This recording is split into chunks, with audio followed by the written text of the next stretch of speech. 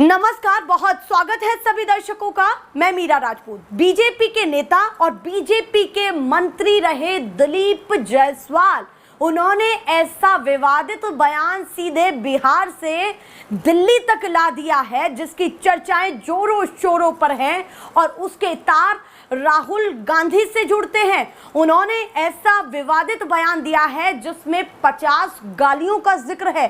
सही सुन रहे हैं आप, 50 गालियों का जिक्र, विवादित बयान दिया है उन्होंने। और उन्होंने राहुल गांधी को लेकर के ऐसा क्या कह दिया है, मैं सीधे आपको सबसे पहले ये बयान बताती हूं कि अपने बयान में क्या कुछ उन्होंने कहा है। बड़े गर्व के साथ उन्होंने साफ तौर पर यह कहा है कि मैं 50 गालियां दे सकता हूं, मेरे पास गालियों की डिक्शनरी है।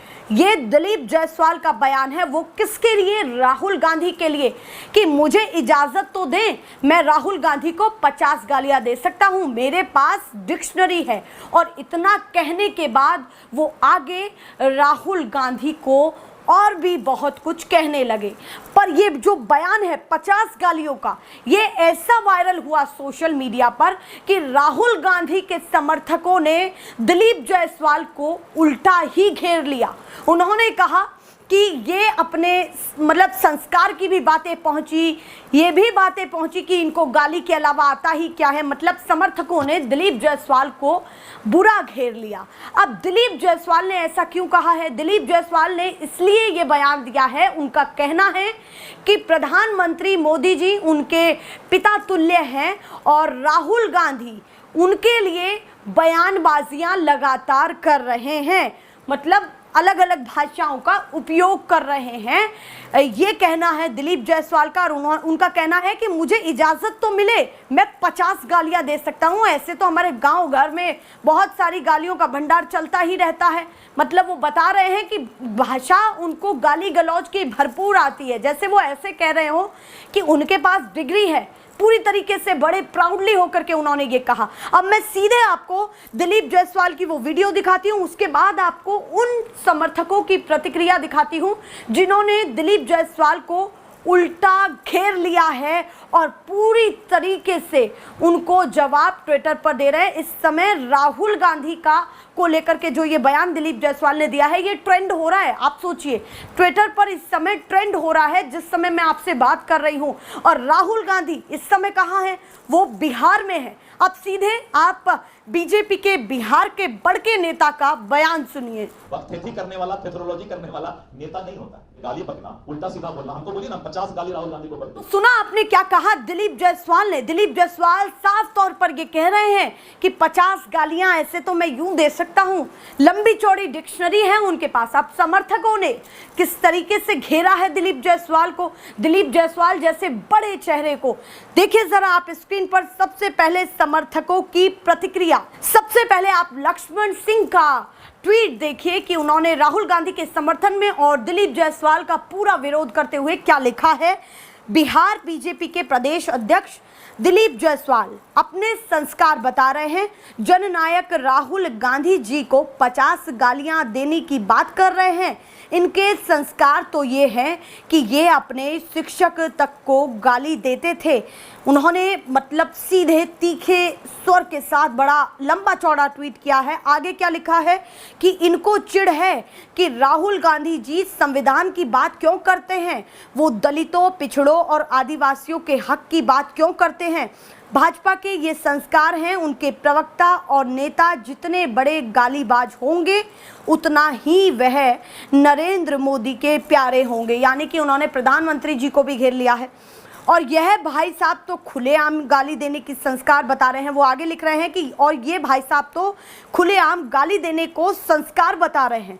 सुनो रे, ये राहुल गांधी हैं, इनके खून में डरना नहीं लड़ना है। यानी कि तीखे तेवर के साथ अब समर्थकों की प्रतिक्रियाएं निकल करके सामने आ रही हैं जिस समय मैं आपको ये खबर बता रही हूं। इसके बाद आप विकास कुमार का ट्वीट देखिए, क्या लिखा हुआ है कि जो इंसान अपने शिक्षक को सिर्फ इसलिए गाली दे कि उसने ज्यादा पढ़ाया, सोचिए उसके संस्कार और चरित्र का स्तर क्या होगा।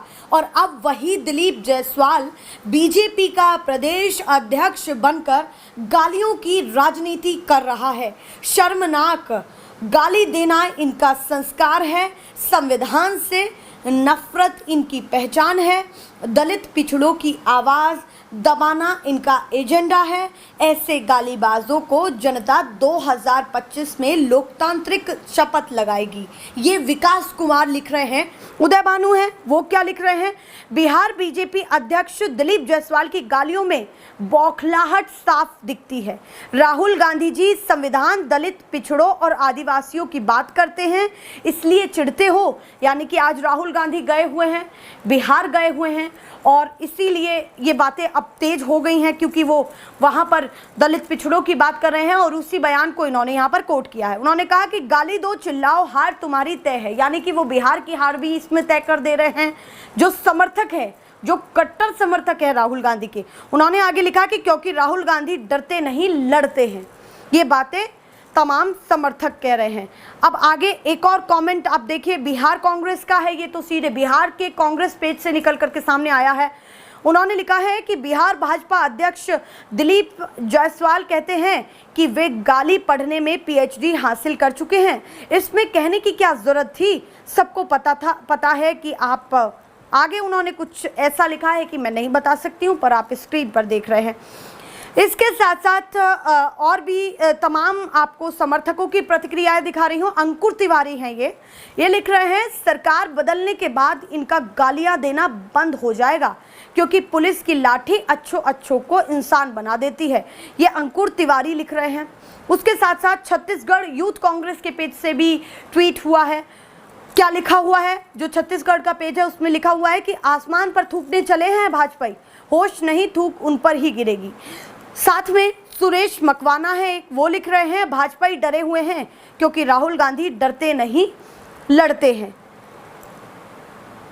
उसके साथ साथ मैं आपको और बताऊं, राकेश कुमार हैं, ये क्या लिख रहे हैं? भाजपा में जो जितना बड़ा गालीबाज होता है उसे उतना आगे बढ़ाया जाता है। यानी कि और भी तमाम प्रतिक्रियाएं निकल करके सामने आ रही हैं। एक मनीष सिंह है, वो क्या लिख रहे हैं? कभी आपने अपने गिरेबान में झांक कर देखा है? यानी कि वो उन्हीं को ही सलाह दे रहे हैं।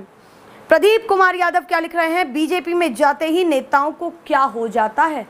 इतनी सारी प्रतिक्रियाएं समर्थकों की निकल करके सामने आ रही हैं। और जब मैं आपको ये खबर बता रही हूँ, इस समय लाखों समर्थकों ने दिलीप जायसवाल के इस वीडियो को ट्वीट कर करके ट्रेंड में इतना लाया कि उल्टा दिलीप जायसवाल को भारी पड़ चुका है ये बयान देना, और समर्थकों की तरफ से लगातार विरोध किया जा रहा है दिलीप जायसवाल का। और बिहार में राजनीति इतनी गर्म है कि एक तरफ तो दिलीप जायसवाल ये कह रहे हैं कि 50 गालियां दे सकता हूं, मुझे इजाज़त तो दो। वहीं राहुल गांधी इस समय जब मैं आपसे बात कर रही हूं तो नीतीश कुमार के गढ़ में पहुंचकर जनसभाएं, रैलियां कर रहे हैं। आप सोचिए कि अब इस बार बिहार के चुनाव में आखिर होगा क्या।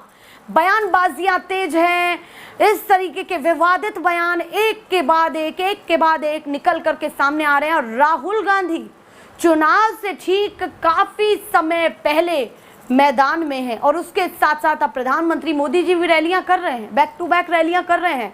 पर राहुल गांधी एक एजेंडे पर काम कर रहे हैं। वो बार बार हर जगह, हर क्षेत्र में उन वर्ग से मिल रहे हैं जो दलित हैं, जो पिछड़े वर्ग से हैं, जो आदिवासी हैं, उनसे मिल करके जनसभाएं करके उनको ये वादा कर रहे हैं कि हम आपके लिए योजनाएं बनाएंगे और आपको और भी तमाम उच्च पद तक पहुंचाने की पूरी कोशिश करेंगे। ऐसे बयान लगातार राहुल गांधी के निकल करके सामने आ रहे हैं। और इस समय नीतीश के गढ़ में जाना, वहां भी वो दलित और अति पिछड़े वर्ग से मिल रहे हैं जो वोटर नीतीश कुमार का है। तो कहीं ना कहीं अब नीतीश कुमार के गढ़ में भी राहुल गांधी सेंध लगाने के लिए पहुंच चुके हैं। लगातार प्रतिक्रियाएं चल रही हैं। राहुल गांधी भी एक के बाद एक मोदी जी को लेकर के बयान दे रहे हैं और विवादों में घिरे हुए हैं। इससे पहले राहुल गांधी पर एफआईआर तक भी दर्ज हो चुकी है बिहार में। आप सोचिए, इससे पहले जो उनका दौरा था, यानी कि आज से पहले जब वो पहले गए थे दरभंगा में, उन पर और उनके साथियों पर 100 से ज़्यादा एफआईआर दर्ज हो चुकी हैं और उन पर भी वो इतना इस तरीके से तीखे स्वर में कह रहे हैं कि मैं इन एफआईआर से डरता नहीं हूं, इनको मैं अपना मेडल समझता हूं। दिलीप जायसवाल के इस बयान को लेकर के आप क्या सोचते हैं? क्या यही नेता नहीं, सभी नेताओं की जुबान बिगड़ रही है और देश की राजनीति इस समय वर्तमान में कुछ और ही है? क्योंकि मैं हर बार इस बात का जिक्र करती रही हूं कि नेताओं को राजनीति करनी चाहिए, कैसे भी करें, शाम दाम दंड भेद के साथ, पर उस शाम दाम दंड भेद में असभ्य भाषा का प्रयोग ना हो। चाहे राहुल गांधी हो, चाहे दिलीप जायसवाल हो, कोई भी किसी पर इस तरह की भाषा का इस्तेमाल ना करे जो कहीं ना कहीं देश की राजनीति को प्रभावित करने में आगे बढ़े और ऐसी राजनीति को कहीं ना कहीं पीछे रखना चाहिए। क्योंकि मैंने पहले भी आपको बताया है कि अटल बिहारी वाजपेयी का वो समय आप याद करिए कि जिस समय जवाहरलाल नेहरू प्रधानमंत्री नहीं थे, अटल बिहारी वाजपेयी प्रधानमंत्री बने, तो जिस ऑफिस में वो अपने ऑफिस में पहुँचे, जो कार्यालय था उनका, उस समय नेहरू जी की तस्वीर वहाँ से हटा दी थी। तो तभी अटल बिहारी वाजपेयी, जिनको बीजेपी का एक ऐसा चेहरा माना जाता है कि आज भी उनकी तारीफें होती हैं और विपक्ष भी तारीफ करता है, उन्हीं अटल बिहारी वाजपेयी ने ये कहा था कि नेहरू जी की फोटो कहाँ गायब हो गई। तो तब उनसे कहा गया कि ये तो आपके विपक्षी नेता हैं, तो उन्होंने कहा विपक्षी नेता नहीं, देश के पहले प्रधानमंत्री हैं। इस तरह का भी देश में माहौल रहा है और संसद में भी ऐसा ही माहौल रहा है। सुषमा स्वराज, आप सोचिए, बीजेपी की विचारधारा की सुषमा स्वराज जी और मनमोहन सिंह जी कांग्रेस की विचारधारा के जब सदन में खड़े होते थे तो क्या विपक्ष और क्या पक्ष, दोनों को सुना जाता था।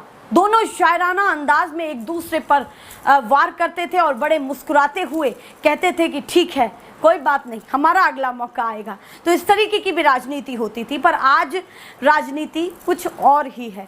मैं ऐसे ही लगातार आपको खबरें दिखाती रहूंगी। इस खबर को लेकर के आप क्या सोचते हैं, कमेंट सेक्शन में अपनी राय दें, क्योंकि देश की राजनीति को ठीक करने का ठेका थोड़ा हमें और आपको भी लेना होगा। फिलहाल के लिए नमस्कार।